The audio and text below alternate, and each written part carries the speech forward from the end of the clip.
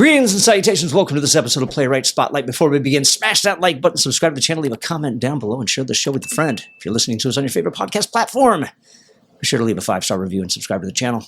My guest today is an LA-based playwright and dramaturg, having created and ran the new play development program Seedlings at Will Geer's Theatricum Botanicum, and co-creating ESTLA's Ignite project. Her work includes yard sale signs, Smiling Cat Candy Heart, On Tuesday, It's Not About Race, Rebecca on the Bus, brand new script, and Buying a House. National recognitions include finalists for O'Neill Playwrights Conference, Gulfshore Playhouse, and City Theater Short Play Festival, as well as semi-finalists for the O'Neill Playwrights Conference, PlayPenn, Athena Project, and Trustus Theatre Festival. She's the recipient of Max K. Lerner Playwriting Fellowships and a Women in Theater Red Carpet Award. She is a member of the Dramatists Guild, Playwrights Union, ESTLA, and Honor Roll. She is also co-founder of LA Female Playwrights Initiative. Ladies and gentlemen, please welcome Jennie Webb. Hello, you got through all that. I did. You too. Thanks. Thanks for coming in.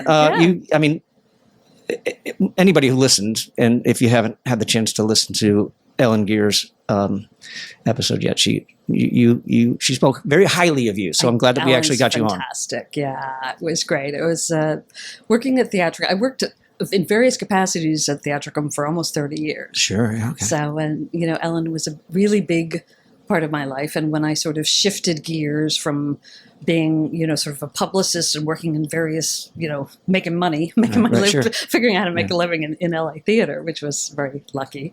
I said, look, I really want to focus on my playwriting. Sure. I was almost 40. I was like, this is sort of now or never. Let's do this.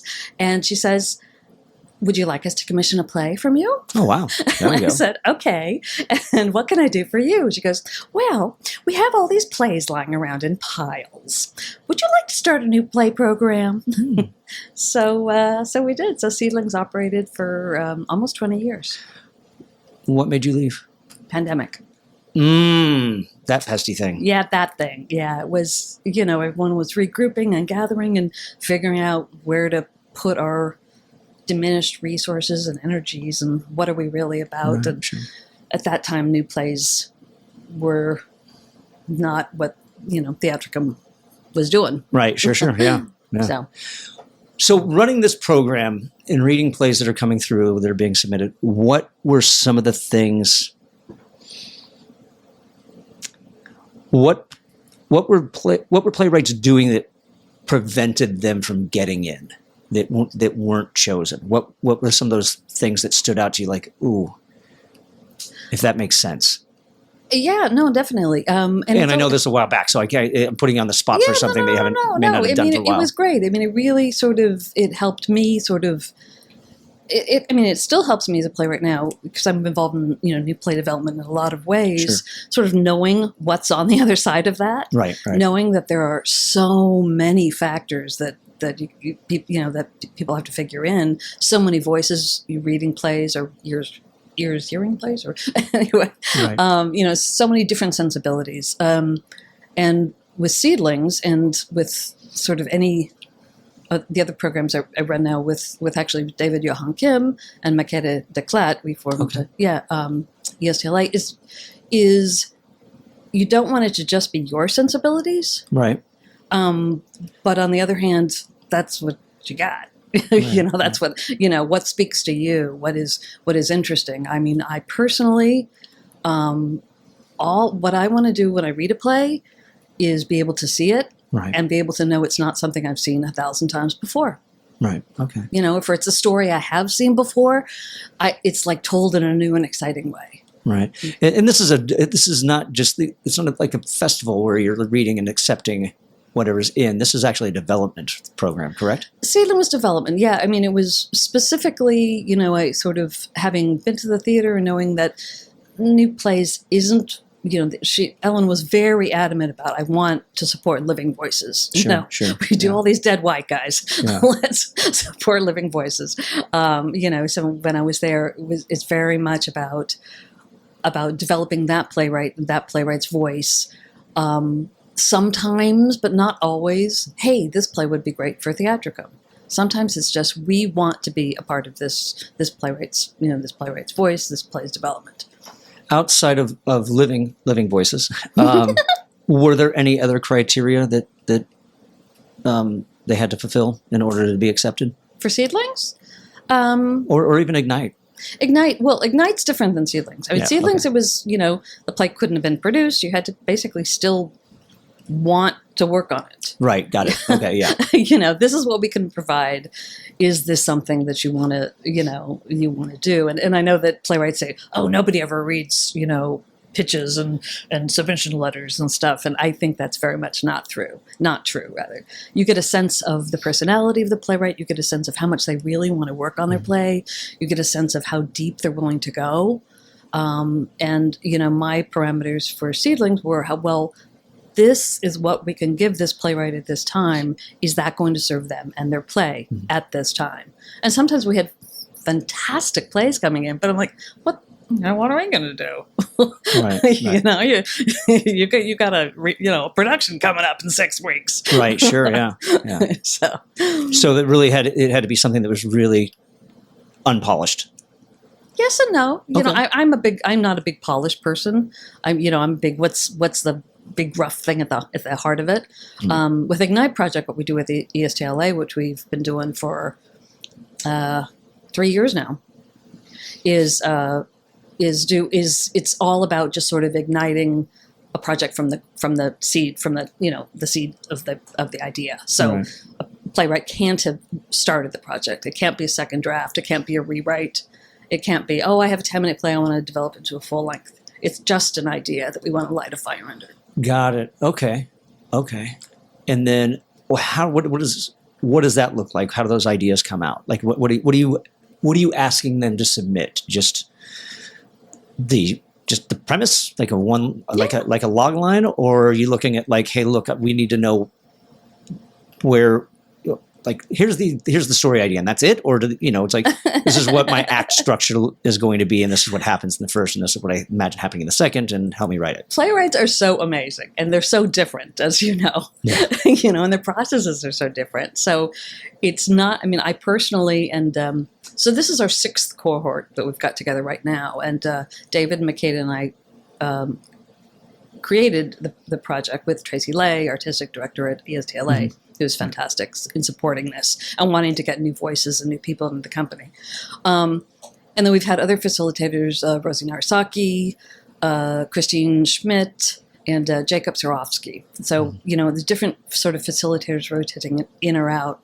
And what we're looking for is ideas that excite us, ideas that, for Ignite Project, ideas that have a sense of the company, a sense of, because this is definitely, there are opportunities to we ignite this project and we do this little first flame after the first 10 pages. Yeah. But it's like, any program wants to love something and wants to support it, right?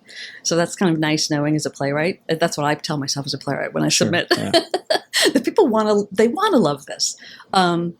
So if somebody submits, a musical on roller skates about, stargazing that needs to be set in the, mountaintop, they probably don't have a sensibility of our theater. But then again, having said that, we could totally fucking do that. Sure. Why not? What had you started when you told Ellen you wanted to focus on your playwriting? Had you started yet? Or I had started. Yeah, I started. I, like a lot of people, I trained as an actor, and then just started it's kind of, I just didn't want to be on stage anymore. And I did stand up and I did improv and all that kind of stuff. And then when I started writing plays, of course, initially for myself, as this happens, eventually I just I want to say something, but I don't want to be the person to say it. Sure. You know, so that was in the 80s. And I started, but then I kind of got away from that because, hit a living, did everything else. And then at a certain point, I'm like, yeah, let's get back to that. And it was very nice. A lot of things coalesced in the next few years around the same time. And that's what I do. So having trained as an actor, you didn't take any formal hadn't really taken any formal playwriting training. No, I never even took English or literature courses. I'm like one of those playwrights. I learned as I go. What was that journey? Where did you start? Like, it's like, okay, well, I'm going to start doing this now. And then it was like, how did you, not having formal training, how did you become good? For lack of a better phrase, Practice. Okay, yeah. You do get better. I mean, my first plays, I've written over 20 plays now, 20 full-length plays. And I still, there's some still little unlovable babies there. Sure. I'm like, I'm sure I can make that better, that I love. But I think you do get better and you develop your voice. I have a very distinctive voice. I call what I write domestic absurdism. Okay. In that you wake up in the morning and, you make your coffee and then you look out the window and suddenly things are upside down, which is kind of the world we're living in now. Yeah, I think everyone's kind of caught up to that. So, but yeah, so I by doing it, but I'm being around other playwrights, by, reading plays, by seeing plays, what works, what doesn't, I'm very instinctual in terms of, I work as a dramaturg with a lot of companies, right. But I call what I do organic dramaturgy, which is new play dramaturgy. I'm not trained as a, production dramaturg. Sure. It's just what is the story? I really focus on the intent of the playwright. What story do you want to tell? What themes? What is it about for you? What do you want the audience, to take away? Right. Because I'm a big believer in questions. I love questions. I love questions in theater. I don't want to be, hit over the head and told what to think. But at the same time, if I'm a playwright, what do I want, in theory, the audience to feel, even if I'm not holding them down and forcing them to feel it. You said what works and what doesn't work. What doesn't work? Are there things that that don't work, or it just depends on the piece? For me, or for a playwright? For playwright, it's like I guess so. Like when you're reading a piece and you're looking for what works and what doesn't work, what do you find more often than not doesn't work, and that maybe you see it come across a little too frequently, a little too often? Does that make sense? And again, I know you're not in the throes of reading anything, right? I'm throwing a question at you when you're not in the act of doing this very thing. So, well, as a dramaturg, what doesn't work is when dramaturgy, the way I approach dramaturgy is always through questions. Okay. It's always, I got confused when he left at that moment. I don't really believe he would have left, but rather I'm curious about why he left at that moment. What was it that made him storm out the door that way? Right. So most plays I think are very, I write character-driven plays. So if I'm not following the story, if I'm not sure what it's about, if I'm going along and going, wait, what? Mm-hmm. Wait, where did that come from? Right. Not that I'm very much not a linear person, but do we believe this? Are we invested in it? I don't know. Is that an easy ansser? No. Yeah, is that absolutely. A big answer? Too big an answer? No. I think so. I think it's enough. But even brilliant playwrights who's like, yeah, okay, well, let's look at this scene. Right. Sure. It's like, why is this coming up? And I think that we all have, as playwrights, we all think we have like these moments of unconscious genius. Oh shit! Oh, this just came to me. It's just, But then I think it's our, which I think is fantastic, because all I want to do is, like I said, is be surprised in the theaters. Go, oh man, right, I didn't see that coming. Sure, but yeah, and I guess so. It's funny because with playwrights that I've not workshopped, with the workshops that I've done, and I've read some plays, and in the things that don't have a setup and that kind of come out of nowhere, and then it's just like, well, what was the reason behind this? Like, well, because of this, and this. I'm like, well, that's not anywhere on the page. That's not, so I think some people think that because it's in their head, they know it. Exactly. But your audience doesn't know it. Yeah. No, exactly. It's like, oh, this, or it's just this thing out of the blue, and you go. So I think that when we write plays, we can, if you have a decide that, like in my new play, I'm like, okay, of course a mummy has to come in at that point. Right. And she has to have a conversation with the mummy. But then you have to go back and you have to earn it. It's sort of like, that's why I tell playwrights, okay, we have to earn these moments. We have, what is our intention? We have to kind of look back at look back and then go, okay, like where, how is that mummy connected from the beginning? Right. How does that mummy pay off at the end? And so, so it's that kind of, again, I mean, I sort of always go back to a playwright's intentionality, to my own intentionality. Sure. What is it that shit. Somebody asked me a question. It's like, it's easy to go, oh, I don't know, I just wrote it. But, no. It's like, no, you wrote it. Why, Sure. So asking yourself those hard questions. Right. Making it work. How do you earn it? Or does it just depend on any particular moment, or? I think it depends on the moment. It depends on, are we, like you were talking about setup, is that in there? Is there something, when we dig down, are seeds in there in that moment? Right. So then that can pay off later. Then when, corn starts sprouting out of her ears, we believe it because we go, fuck yeah, she was raised in the Midwest. She's missing that. Right. She needs to get back to some sort of like, visceral, organic wild self, and that's why that is. And we saw that in the first scenes with her father, or whatever. Yeah.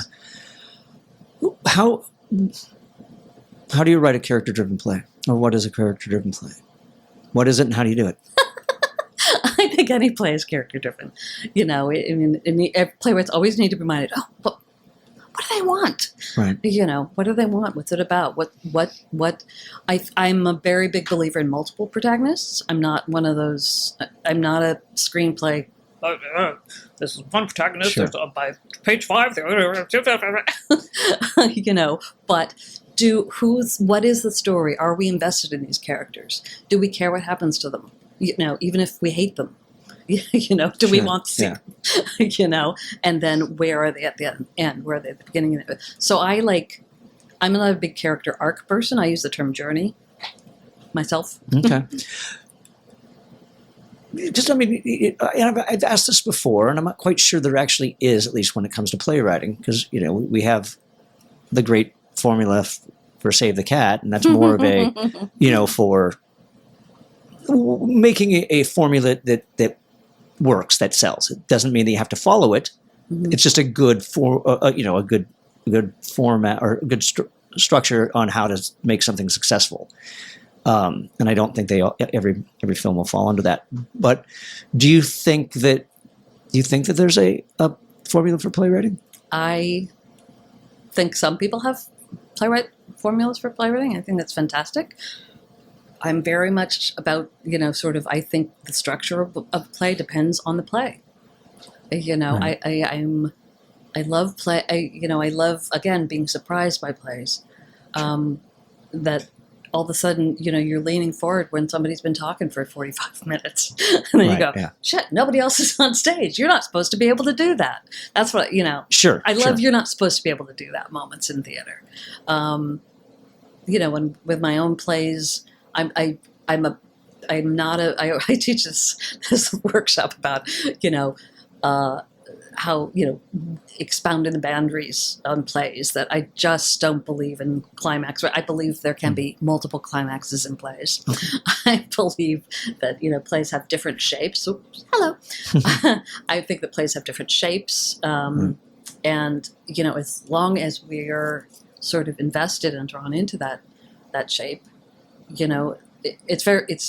different structures I think are fascinating. Sure.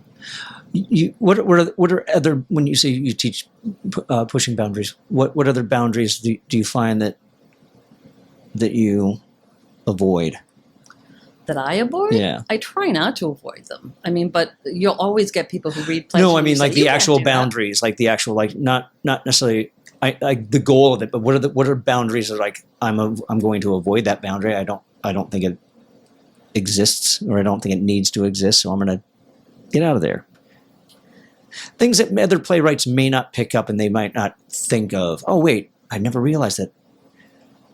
I don't have to stick to this. Besides the two climaxes, a linear structure. A linear structure, rising fall. Yeah, right. Catharsis. Any others? Well, just anytime somebody says you can't do that on stage. Okay.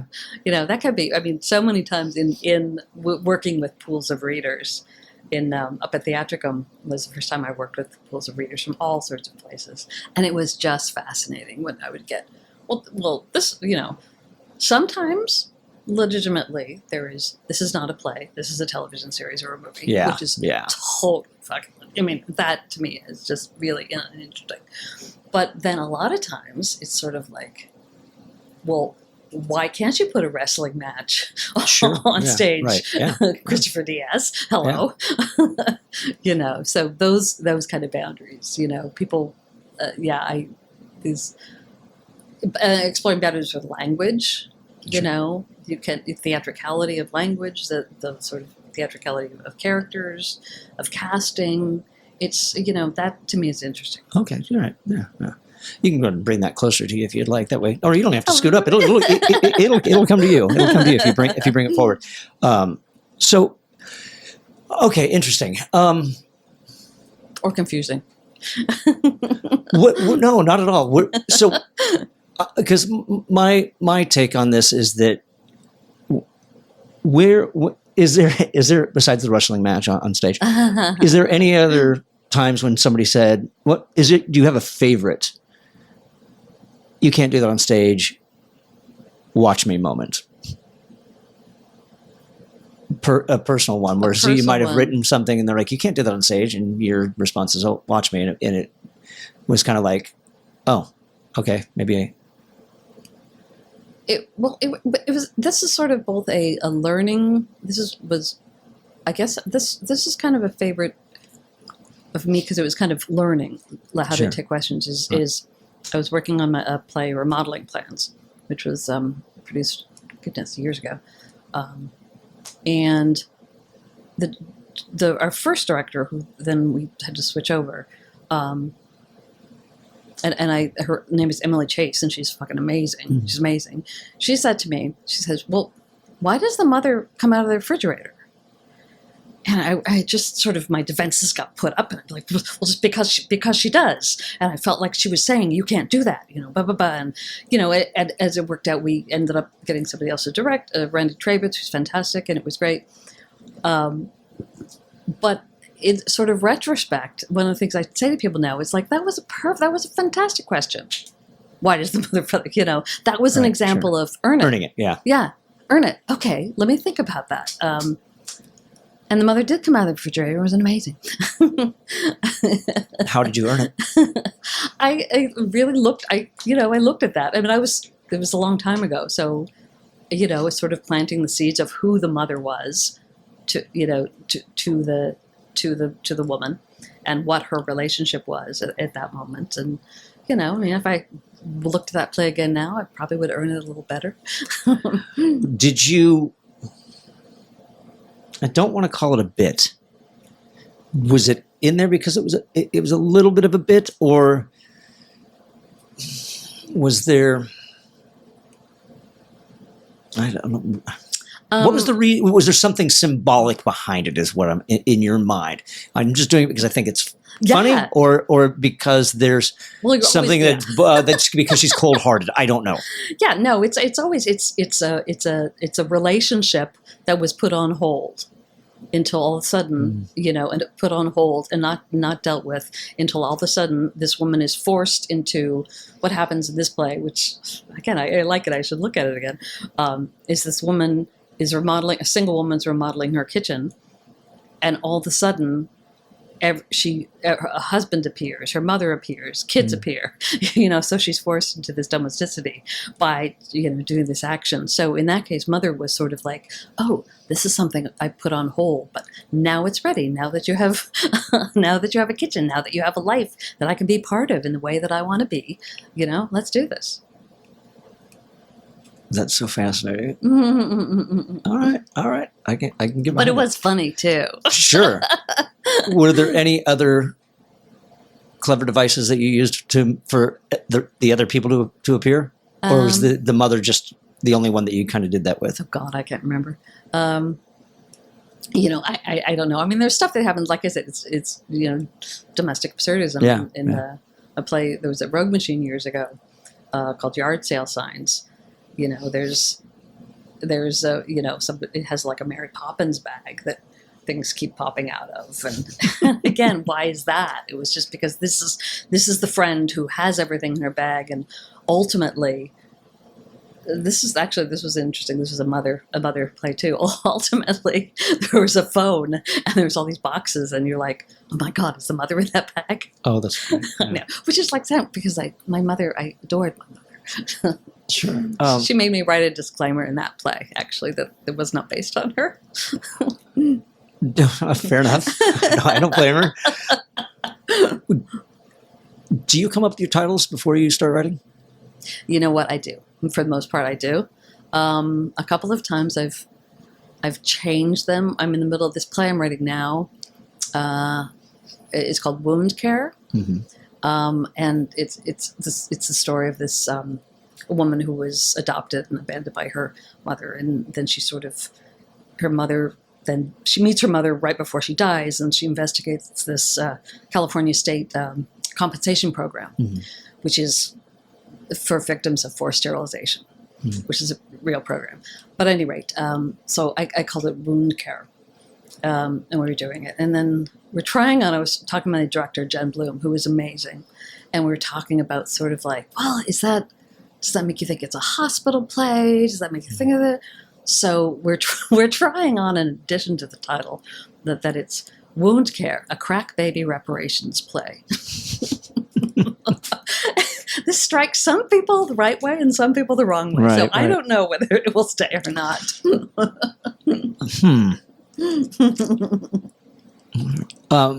So you wait. So wait. I'm sorry. When I say you. Do you already have the premise or do you say, and then, or is the title what comes to your mind, and like, what would this play be about? In my mind, both kind of at the same time. Okay. I like titles a lot, so both kind of at the same time. I kind of have a general concept, mm-hmm. and then the title. Wound Care, I had the concept, and I didn't have a title. Okay. I had a concept for I was doing research for about a year, and then I found the title, which I still like. Yeah, because it was when I was going through this, was writing your bio and mm-hmm. and going through it, and then it was and as I read them, I'm like, someone tells me there's something behind the titles where it's not just coming up with them in the end, because like Smiling Cat, Candy Heart. Oh, that's a very, I like that play. It's a short play where two divorced parents meet at a fast food restaurant to sort of exchange their 14-year-old daughter. I think she's 14. 14-year-old daughter, and the daughter only speaks in emojis. Interesting. So wait, how does that? Is that done with a screen, or no? Or she just say she doesn't. Would she just say like heart? She's like heart, love, hug, sad puppy. I had back when I used to drive for Uber, and that's 2 terrible years of my life that I wish I could forget. I actually was telling us, he was a young kid, maybe late teens or early 20s. And I was telling him that this concept that I have, and he thought it was clever, but then he's like, lol. Right? And I'm like, that's not how that works. But it is. I actually love language. I was, a friend of mine used to teach at or some English at a performing arts school. I won't name it won't name it, but I also can't remember it. Fair enough. All that pops into your head. You said, hey, I remember. And he was like quitting. So he was like wanted me to get this, gig. So he's like, oh, come talk to them. Blah, blah, blah, blah, blah, blah, blah. And they were, talking all about the destruction of language with texts and stuff. And I was like, I think it's amazing. I love it. I love the flexibility of languages. I love emojis. I love acronyms, little whatever they're called. I love it. I love just being able to change your language and sort of expand it and contract it and play with it. Sure. Different. Yeah. All right. I guess that's not how it works. Yeah. If you say I guess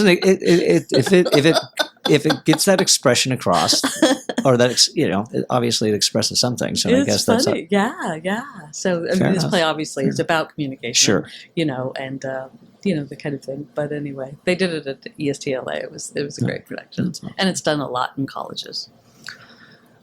What is your process? Because you had mentioned processes earlier. So what is yours? My process. I need a deadline.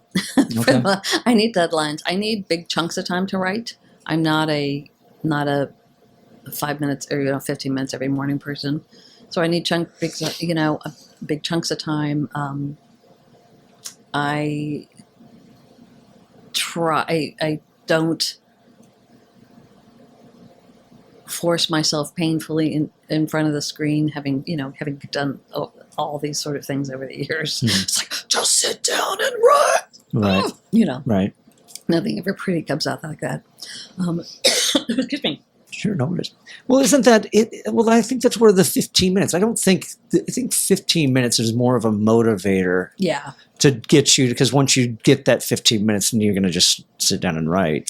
Everybody has their things, but I wouldn't say that I'm disciplined. Sure. Okay. All right. Then what motivates you to get to it? Deadlines. Okay. Fair enough. There you go. Yeah, deadlines, or if you just have some. Yeah.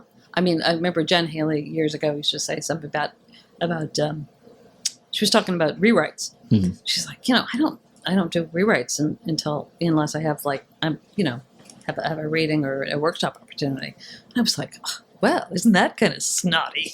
Look at you. But I realized it's totally true, because you can just sit there and rewrite something without, thing in front of your computer forever and ever and ever and ever and ever, unless you got to get an outside perspective. Right. It's whatever, so it's interesting. So I tend to work on, I didn't used to be like this, but now I like working on different projects at once, So it's like, hey, let's do a reading here. Okay, let me do that. All right, let me go back into this play.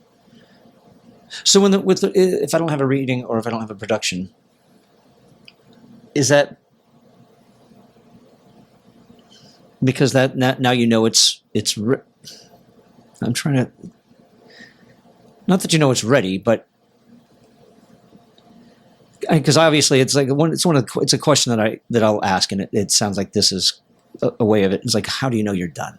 When do you know you're done? I don't think you're ever done. Right, and that's what I always get. And then and then if you get a reading, then you kind of know that, all right, well, I'm done. I don't need, or maybe I do know. No, the reading. For me, readings are a chance to develop it more. Okay, right. That's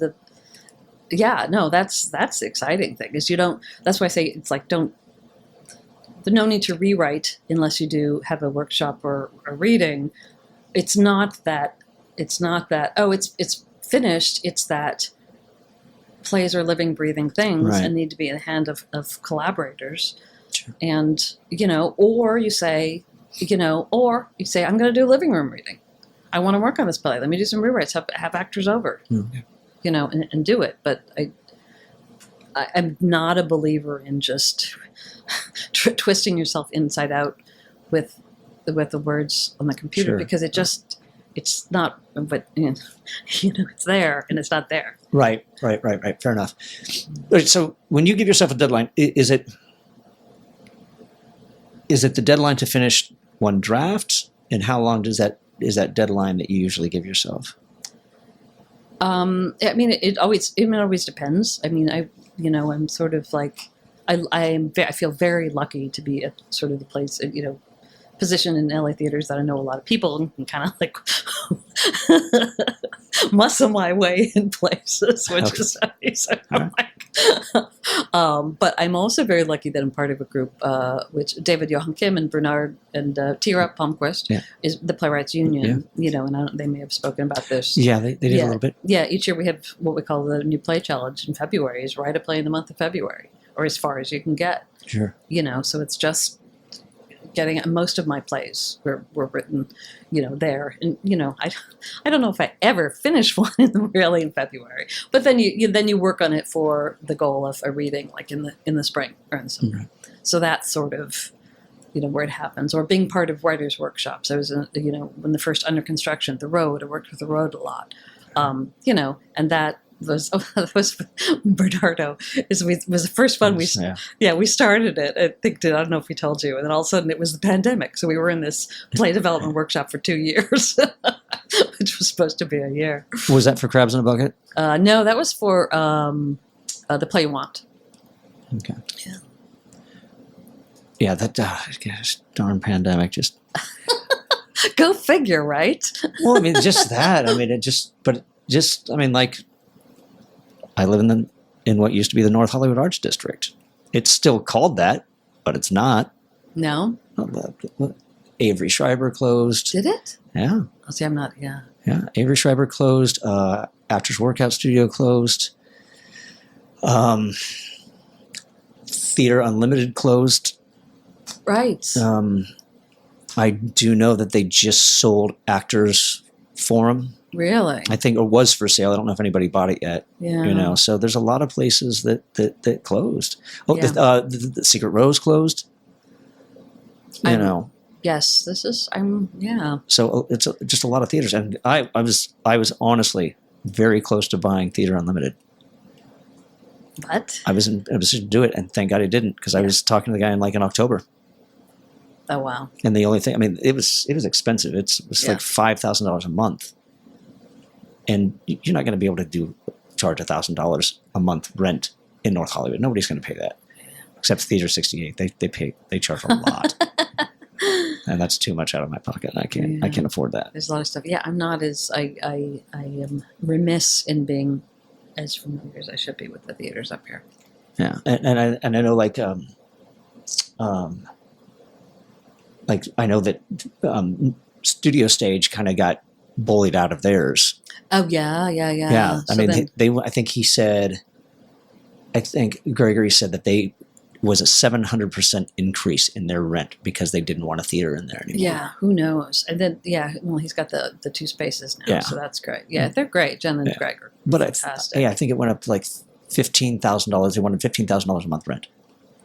Yeah, wow.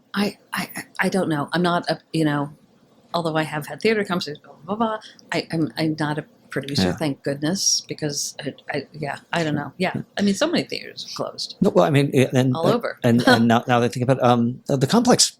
Yep, the Complex. I mean, And from what I understand about the Complex is they were actually trying to get it as a landmark status. Unfortunately, the congressional person that was supposed to be helping them didn't get reelected, so I think it's on hold. I think I don't know if they sent an email out or not. But I thought that it was on hold, but even if it was a landmark status, it wouldn't necessarily guarantee it was going to be a theater. It was a historic something. But the people apparently they still may be a theater, but not as big a theater. Interesting. Or they may be keeping some of this, but I don't know. What was it's always in flux. I've been doing theater, let's say early '80s, so it's always in flux. It's always. I mean, I don't know. I'm a hopeful person. I think it will come back. I mean, I hope so. But I mean, it's just real estate's just so expensive. Yeah.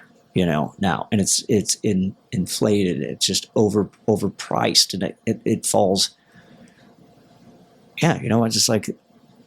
I'm happy to see some of the places that are able to survive and keep going, and they're doing wonderful work. But I mean, that's really small theaters, or where there's not much support, which I like to call obligatory theater.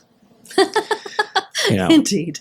So it's going to be the people that obviously your cast is going to get their family, and it's going to be like, hopefully, fingers crossed, the person whose play the person whose play you went and saw last time. So it's like, well, I guess came and saw my play. I'm going to go see theirs. Of course there's that, but sometimes that's fantastic. Well, I think it's getting audiences. I don't know. Do you have any marketing secrets? I don't, and like I said, I'm not a producer. This is why I'm just a playwright. But it's all. I mean, this has always been the battle for LA theater of how do we get LA to know there's theater, not just theater people to know there's theater. Well, I think that, and forgive me, everybody, because I know that I've had this conversation a number of times. So, but I think that LA theater's gotten a lot better. I moved here in 2000. And in 2003, in 2002, I saw a really amazing Christmas show called Fantasia. And I did everything that I could to be a part of that show. I was in that show for 11 years. Silverline actually having their 25th anniversary this year. Mm-hmm. It's sketch comedy. It's Kids in the Hall meets Carol Burnett meets Chappelle's show dipped into Charlie Brown's Christmas. And marketing, you're marketing. Yeah. Do you tell me marketing? And but like getting certain I think I had a friend whose wife was the publicist, I think, for Jim Carrey or something like that. Mm-hmm. And he's like, you got to go see the show. It's so funny. It's so great. She's like, no, I won't be LA theater. It's terrible. And I don't blame her, because back then, every single time I turned around, it was some actor who wanted to showcase his talent, wrote a piece, directed it, starred him, put himself in it. And, and I think that's, you shot yourself in the foot. I think there's always going to be that, but I think there's always been fantastic stuff too. There's always been amazing stuff too. Actors Gang was, in the 80s starting out, and they're still going on. Ghost Road. I mean, there's always been interesting stuff. I mean, you can see, and we've always been fighting the LA theater. It's just people who showcase and want to be on TV. Well, sure, there's that. Sure. But there's also some really good, amazing theater, and there always has been. And there's also crap theater in New York. Yeah. I mean, there just is. So we can, sort of wring our hands, but there's good stuff out there. There's amazing stuff out there. Wasn't there Titanic the musical, and didn't it not last long or something like that? I don't know.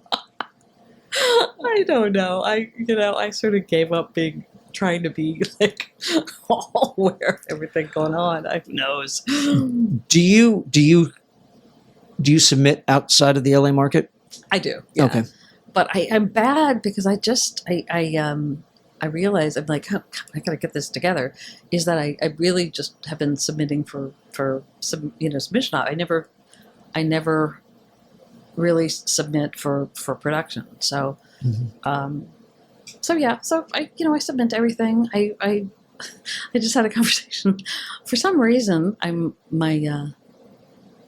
it's kind of like weird, but some artists in Iran found my short plays. So they've been, which is... Somebody else said the same thing and said, you got to be really careful.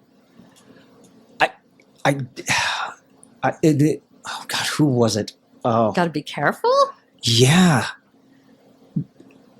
Because I think it was because, oh God, I have to remember who it was first, and I'm going through, and I can see her face, but I can't remember the name, and I can see the thumbnail and thing. But I think the reason was because I think that they want to get the playwright out there, but then because sometimes, or maybe it was that they did the production and they wanted to build a relationship and get the playwright out there, and because it was in danger because of how stringent their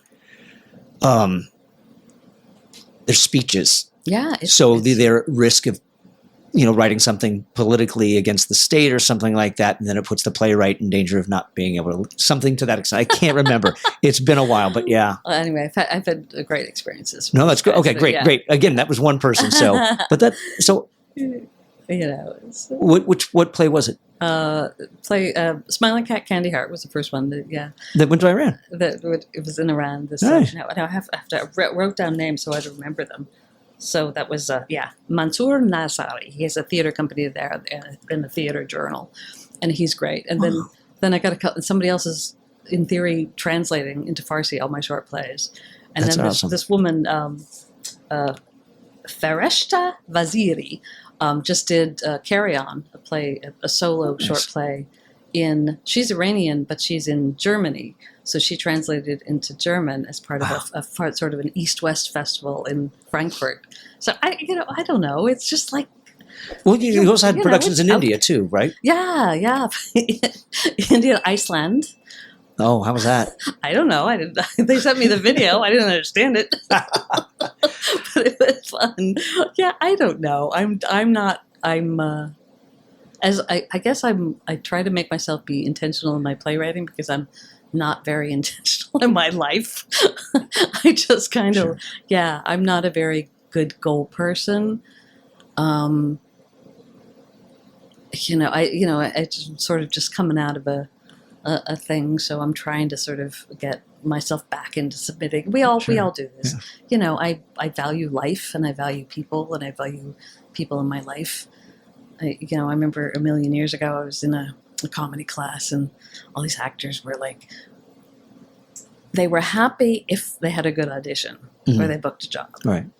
And everything depended on that. And I remember thinking, shit, I do not want my life to like for that to be my definition of success is in somebody else's hands like that. So anyway, I try to put a lot of effort into like the people in my life and what else makes me happy. But I do like theater a lot.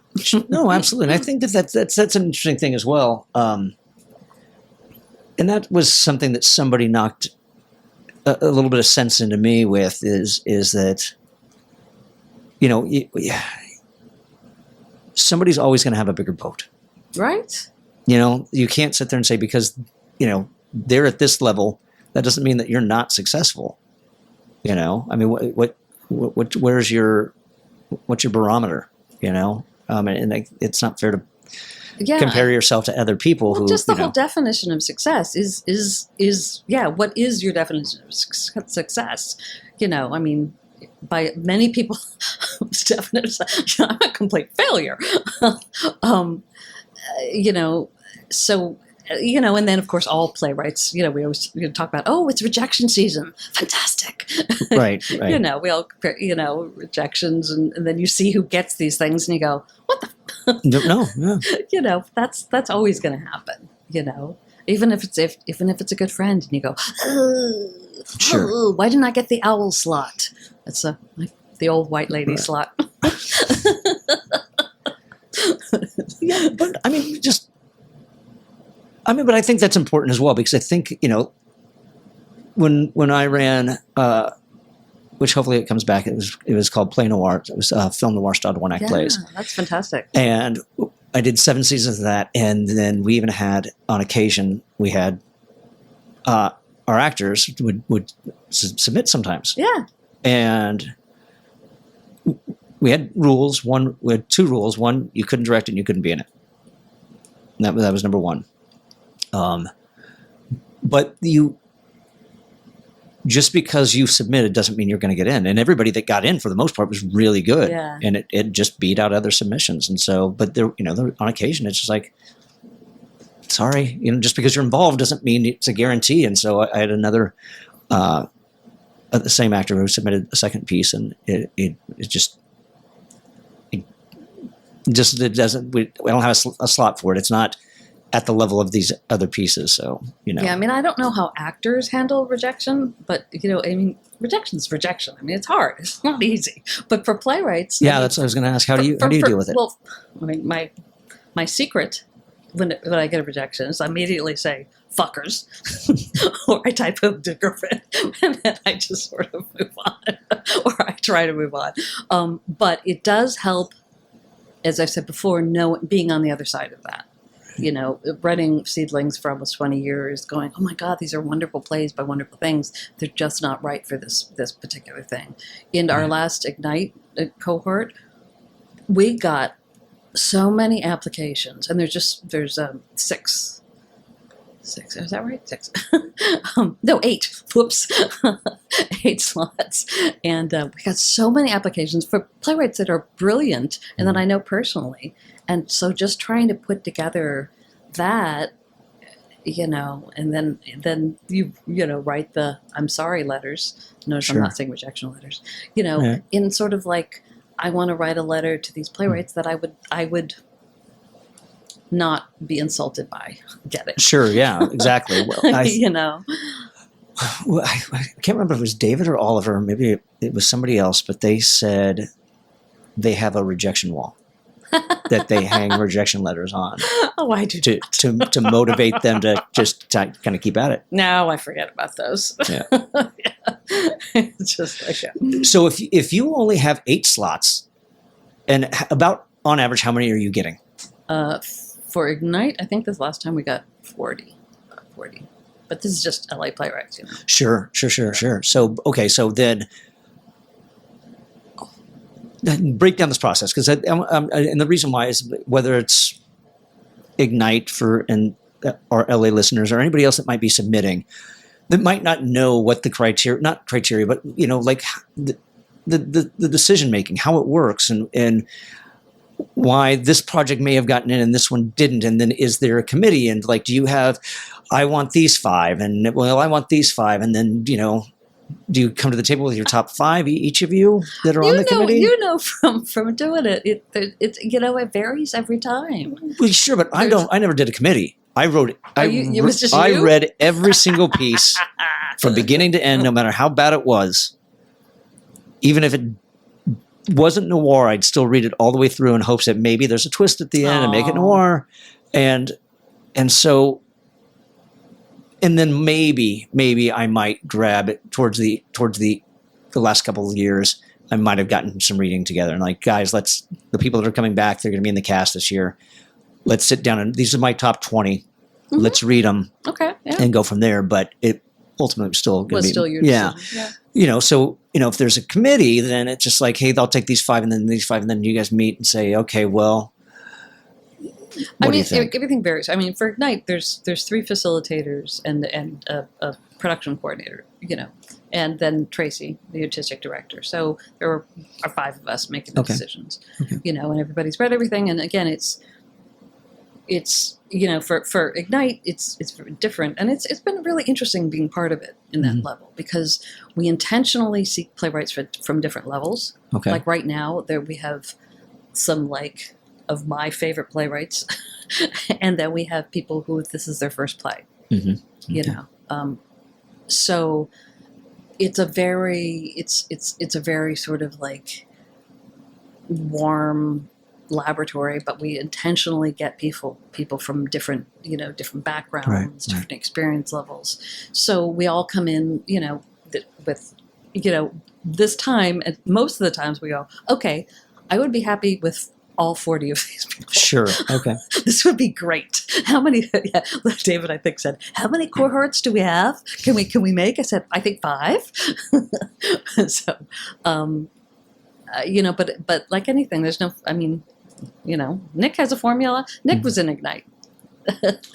Oh, okay. Yeah, he did Ignite. He did a solo show. He wrote a solo show in Ignite. There's no formula. There just isn't. Right. There's just, with us, it's an idea, and then it's a writing sample so that we get to know the person's voice. Is that any kind of writing sample? Yeah. Or, okay. So if they have never written a play, but I got this short story I wrote in high school. Got maybe? A lot of screenplays. Got a lot of, and we have, this time we have a lot of fiction writers, which is really interesting because they all bring something different, and I think as playwrights, it's a good opportunity and a good lesson to learn how to talk to other writers who are at a different, who need different things than we possibly do. Air conditioning. So there. But we're cool. We're so cool. There he goes. And we're back on. Our listeners probably won't realize there's an air conditioner. We'll have that background noise removed. You'll have to poke it in. We went with air conditioning so that my camera wouldn't keep turning off. So are there things you still struggle with, or have you pretty much mastered everything? What? Mastered, yeah. No, I mean, literally every time I write a play, I start a play, I go, how do I do this again? And sometimes I have to read old plays and I go, oh, that was pretty good. I guess I could do this. And also, I'm not one of those people who has like boards of, oh, my backup idea and my next 12 plays. I have, like, right now, I've got this play that I'm excited about. Have a reading coming up in October. Congrats. And believe it or not, we're in October. Oh, that's right. It's in a couple weeks. I know. It's kind of scary how fast this year's gone by. Yeah. A reading coming up in a couple weeks. And I'm like, oh my God, wait. What do I have next? I guess this is the last play I'll ever write. And literally, it's pretty much that way every time I write a full-length play. For me. Sorry. No, not at all. So when you sit down to write, when you've got the idea, what's the first step? What's happening? New idea. What's happening? That's what, and I tend to write my way into plays because I don't know. I'm not an outliner, or I don't know how it's going to end. Yeah, okay, that's what I was wondering. Yeah, I don't know how it's going to end. I often don't know what story I'm telling until I don't think you really know what your play is about thematically until you get to the end. So I just start writing my way into the play, with characters. Start with a couple, maybe one character. This last play, Wound Care, I said, I want to, and then I give myself parameters too. Okay. I write for actors as well. So because I just do, because I like actors, and that way I hear their voices as I'm writing.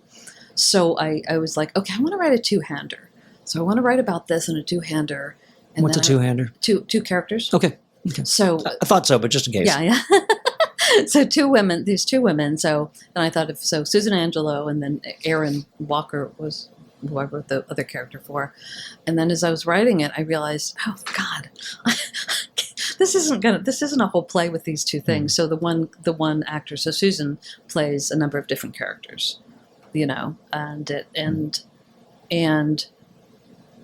that I had to make very intentional in terms of, am I just cheating this because I can't extend two characters and just I want to make it cheap for a theater to produce, or does it really make sense that actor plays all those characters? Mm-hmm. And in writing it and working with Susan, I really love how, because it's a play about it, so it's a play about a woman, and a woman and her mom. It's a mom play. Mm-hmm. So it's interesting that the same woman plays her mother and her lover and a lawyer to help her navigate this thing, and an aide to help her, to dealing with paperwork, and a mummy. Oh, there actually is a mummy. There actually is a mummy. Okay, I thought you were just getting that as an example. It's like, let me just throw this out in the... No, there's a mummy. That's classic. I know. I was like, that's the thing. I was like, wait a minute, a mummy has to come in, and she did, and I love it. That do the actors curse you for that scene, for that costume change, that wardrobe change? Well, I don't know. We into the costumes, yeah, but I'm pretty good at like writing it. Sure. It's like that's one thing for beginning playwrights too. It's like they'll write something and you go, all right, see that on stage. What's going to happen with the actor? How can they come on? That kind of thing. Right. So I'm pretty good at that kind of stuff. So I'm like, I think I've written in costume changes. do you worry about that when you write, or do you just say, I'm going to write it, and it's not my job to figure out how to do it? I not that I worry about it. I think I make it work. So I'm like, okay, because you don't want to. I mean, people all the time go, oh, that's the director's problem. That's whatever. And to some extent it is, but also you don't want to write something that's, so it's like, what does she need to change costumes? So who's in the beginning of the scene? So I do think of that. I don't know if I worry about that, but I definitely think of that because it helps me in writing the play and navigating who's on stage. Who's on stage? How does the scene start? Oh, shoot. Tara just needs to be alone in this because she needs to change to the mum costume.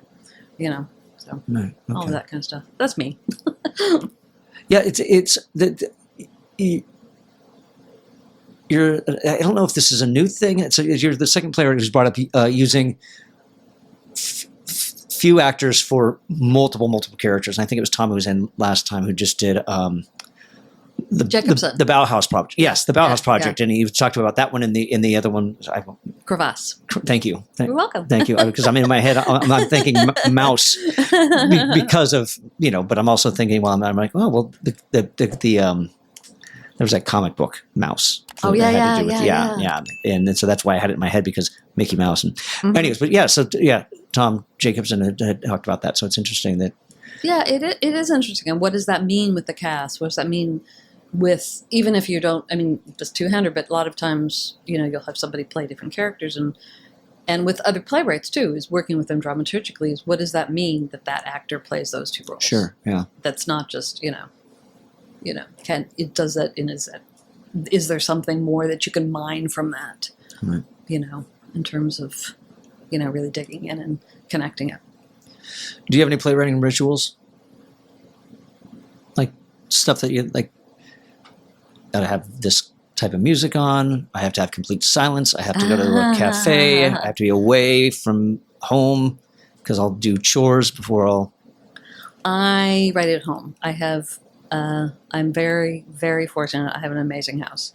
And so I write at home. My ritual, I write, I'm bad that I can sit down and write for all day without moving. I'm like one of those, oh shit, I have to move. I forget about moving. One of the things that I need to remind myself is that when you're stuck, if you go out and take a walk, it actually helps you figure stuff out. So I need to remind me, I'm sort of like, you get into different points in your life, and I'm trying to pull myself out of a difficult summer right now. Mm-hmm. So I'm sort of in this play. I was just, writing rewrites because I had a rehearsal, I had to read through last night, and then I've got a rehearsal tomorrow night. So I was just sitting there writing today. I was like, I really should have to take a walk. But it's hot. So I'm blaming you right now. Yeah. So I do need to remind myself to do that because it does, I think, it does reveal other things in a play if you're moving and if you're just sitting. Do you edit while you write, or do you just get through the first draft and then go back and tweak things? I write kind of like a sewing machine. I kind of go forward and then back a little, then forward, back a little, and forward, then back a little, and then when I get to the end, then I go back, and then it's about seeing where the seeds are and planting it. And very much like a tapestry too. It's like, where are those threads? Where do those threads start? How are they connecting? Where do they pay off? Where did that go? Where do we leave them dangling? That kind of thing. So that's kind of how I write. I'm not there's the, ugly first draft, which I think any first draft is. Sure, yeah. But I'm not I won't look back until I finish it person. I know other people are, and that's fine too. For them. I found that, well, at least when I'm in a writer's group, I realize that I have to finish before I can start bringing pages in. Because I find that if I bring in those first 15 pages, I'm not going to start working on 16 to 30. I'm going to go back and rewrite those. And then I'm rewriting, and I'm never moving forward, So I don't. That's me. That's only when I'm in a workshop. Yeah, writer workshops. Yeah, that is different. And that's if I'm actually even sitting down to write. Yeah, I generally love getting feedback as I'm going along. I'm missing a writers group. I'm not in a writer. I run a writers group, but I'm not in for my own stuff. So you don't bring your own stuff for that when you run it? When I run it, no. It's a workshop. So got it. Understood. Yeah. Right. Okay. But I have great women that a lot of whom actually there's a man in it this time. Oh, there we go. I work a lot. I don't know. I run a female playwrights organization, LAFPI. So I'm very active, and I will see a woman play first before. Sure. That's my priority. Theatricum was 50% women playwrights in Seedlings. Ignite is 50% or more women playwrights supported. So, I mean, because I think it's a very interesting thing. And I'm actually, one of the things I'm proud of LA Female Playwrights Initiative, because it's very, it's been, 15 years. But it's all volunteer. We're just doing it because we're doing it and trying to, support women, get the stories out there. Is that this past year they started a writers group. So there's an online writers group for women, and they started it, and it's going on a year now, almost a year, a year now, okay. And really supporting majority of women of color in there, which is great. And what are the what's the submission process for that to get involved in that? That's totally open. Really? So anybody can join totally it? Free. It's peer moderated. They're great right now. Pam Sanchez started it. She's had a baby. Congrats. Yeah. So Annette Sanchez and Sophie Goldstein are taking it over. Okay. And so where do they sign up for that? Is it through the website, or is it just a Zoom online. group? It's on Zoom. It's on Zoom. So it's on lafpi.com. If you look lafpi.com news, I think it's on there. And because it's online, is it only for LA playwrights, or is it? No, anyway? I think a couple of playwrights from the UK are doing it right now. All right, but it is only for femme or non-binary identifying. Sure. Okay. And then how many people is it up to right now? I don't know. They're doing it. LAFPI is it's the nice thing, but it's like it tries to be a launch pad or for other people's ideas. So they're taking this. They're doing it. All right. So but you're still involved. No, I mean, not really. I mean, just making sure I have the material on the website. There you go. All right, fair enough. Making sure you're like, okay, you guys have agreements. You guys are, doing it. Have, just checking in with them every once in a while. But I've never really been to a session. Just sort of like, let them do what they need to do with sort of a common. This is sort of what I, as LAFPI, feel comfortable with in terms of supporting voices and not rewriting plays and so they're great. How does your workshop work? I have two different workshops that I run. I'm doing one of them right now. One of the workshops is called the Next Draft Workshop, which is the workshop that I ran up at Theatricum for years. Okay. I did Seedlings, the new play program, and it was like, why don't you do a workshop? So I was trying to figure out a workshop that I would want to take as a playwright. Okay. So what the Next Draft Workshop is, and I think I called it the Dramaturgy Workshop up there, is only 3 playwrights, a finished play, finished in quotes. Everybody reads, you're sort of finding the right 3 playwrights. Everybody reads the play before it starts. First session is talking just about your intentions in terms of what story you're telling, what themes, what it's about. And then, every other week, so everybody's on the same page. So then every other week, meeting. And then at the end, you do, sort of a reading. A living room reading or a reading on my deck. So now I do that on Zoom, and then How long does that workshop last? That workshop it's over the course of 3 months. Okay. It's every other week, so it's 5 working sessions and then the readings, and then I do what I call a new play wrangling workshop, which is on Tuesdays, every other Tuesday, which is basically 6 people max. So basically whatever people are working on right now. Some people are starting new plays. Some people are revising plays. Some people are sort of like working on a play. A lot of people have written a play over the course of it. Kate Micker, who just who wrote what was it, Vampire Panic? It was just it was a great play. She wrote it in the workshop, and it was just at Great Plains, and it's getting a lot of really national attention. So I'm really pleased. Yeah. So how can where can people find your workshops to sign up for them? JennieWebsite.com. Okay. There. So I start. It's full right now. I'll start another couple sessions in the spring. So do you take a break in between? I mean, okay. I basically just do spring and fall. Okay. So we're in fall right now. So. Yeah. What do you find? Are there habits that you find that some of these playwrights you have to break them of? Breaking playwrights' habits. A lot of playwrights I've worked with for a long time, which is fun. Oh, that's good.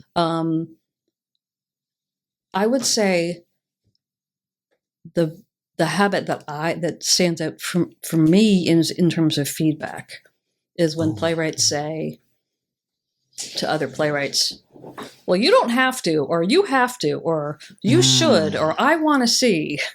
I really, even though that's sort of considered constructive, or other people would say it's constructive, I find that,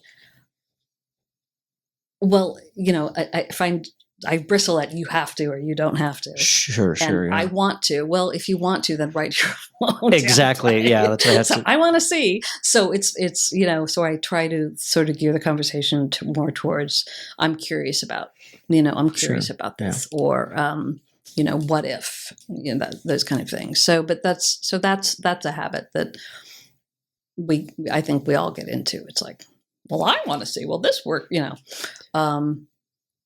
so in terms of, in terms of writing, it just, people are read all over, or in different things, in different stages.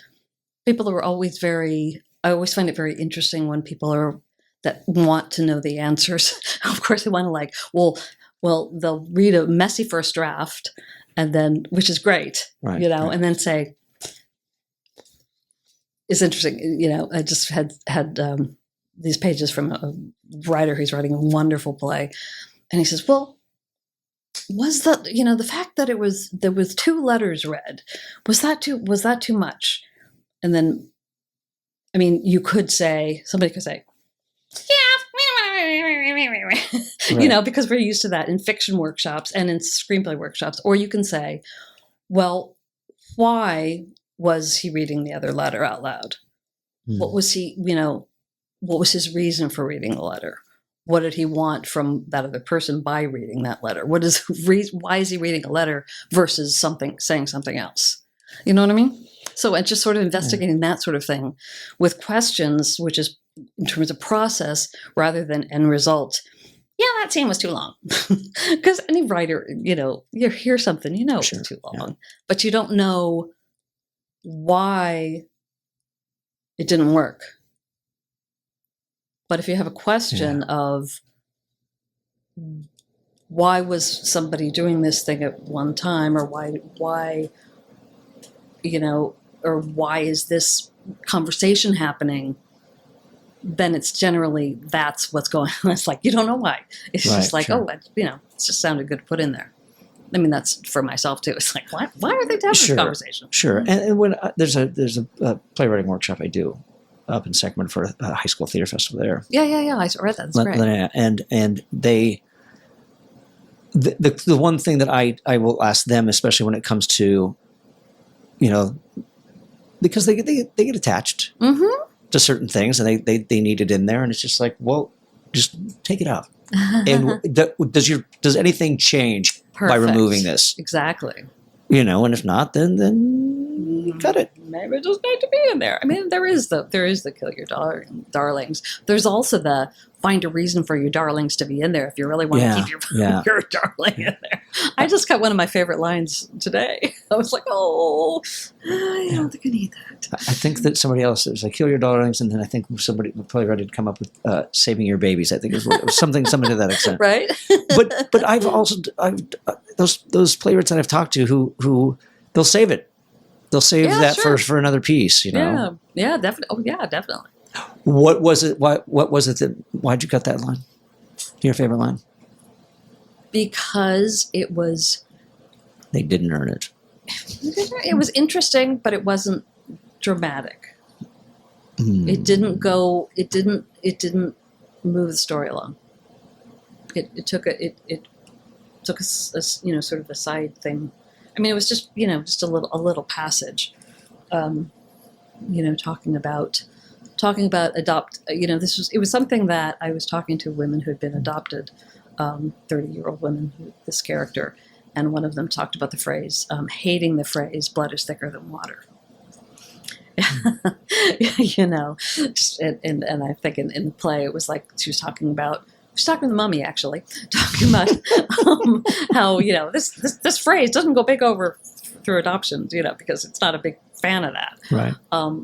But it just, you know, I liked the idea of it, and Sure. I liked the phrase, but it didn't. It was, you know, just something I liked, not, you know, not something that moved the story along. Sure. I also don't believe. I also try to take out any jokes that are jokes for joke's sake. Hmm. You know, if it's jokey. You know, if it's, you know, but then I'll see it's like, oh, it's funny. How can I earn that? Right. Sure. All right, fair enough. Fair enough. So we touched on it earlier, because usually the questions that I usually ask and get to a point. You've already kind of told us what you're working on right now. Is there any, because then again, you also did say that you don't just work on singular projects anymore. You branched out to letting yourself work on multiple things. Are there any other things besides the one you mentioned that you're working on? Yeah, I'm actually this play I wrote called Blood Replacement, which is 3 women. That I was talking to a director friend of mine, Miranda Stewart, who is actually the onstage editor at LAFPI, and she's great. And she was like, I'm a big supporter of the Hollywood Fringe, and LAFPI is very active in fringe femmes and bringing together female artists. But I've never had a show on the Fringe, and I'm like, I don't really have any shows. She was like, I think I'm feeling like I want to direct something in the Fringe next year. And I was like, wait a minute. So I have this play with 3 women that I like. It's 3 women on a rugby pitch. Nice. Sort of like, kind of, you know, dealing with, you know, sort of like old wounds and relationships. And, you know, I'm very interested in women, you know, sort of like crossing boundaries and being shitty to each other. Women's relationships are fascinating. All right. I hear it. Where can people find your work? JennieWebsite.com. Yeah, my plays are there, and I'm on NPX. That did catch the first time. Oh. That's very clever. Very clever. Yeah. Okay, and then are you on the socials? I am, yeah. It's at Jennie Website, but I'm bad at them. But I'm right there with you. I know. I'm bad at them, but I try. I'm trying. I was envious. There's I think I had 2 playwrights in a row, and I'm like, "Are you on the socials?" Like, nope. I wish. Yeah, no, I'm on Facebook, but I have no Facebook friends, so that's the only reason I can be on Facebook. I only was on Facebook to do like LAFPI stuff, sure, Playwrights Union stuff. I keep touching. That's all right. I'm a toucher. It won't bite you. I'm a toucher. Yeah, so I think anything. I don't know. I'm at the point in my life where you have to. You can be uncomfortable, but if something is like making you miserable, why are you doing it? You know? So that's sort of how I am with social media. It's like, do I feel good about putting something up right now or not? Yeah, so, you know, and I do get, I'm also at the age where I like things moving on my phone, or I can't be doing that. I just liked it better when it was just cat videos and stuff like that. All right. Yeah. Well, wonderful. Well, I hope that you finally do Fringe. Oh, good. Yeah, I hope so too. And I will mention this the play. So Wound Care, a crack baby reparations play, working title. And is that? It's part of Company of Angels New Works Fest. Got it. And that's my play is October 18th, and it's with writers Tamather Alakil, Judy Suhu, Emily Brower-Rogers, and John Dubiel. So I was very excited to be included. I'd done some dramaturgy work for their playwriting workshop, and they let me play with them. So I'm very Wonderful. lucky. So that starts October 18th, the series, and they're really great at Company of Angels. I That's like them a awesome. lot. Yeah, Great. Lucky. Well, Jennie Webb, thanks for coming on to the Playwright Spotlight. Thank you for asking me. My pleasure. Thank you. Thank you for tuning into this episode of Playwright Spotlight. Again, smash that like button, subscribe to the channel, leave a comment down below, and share this show with your friends. If you're listening to us on your favorite podcast platform, sure, leave a 5-star review and subscribe to the channel. And in the meantime, until we see each other again, keep writing.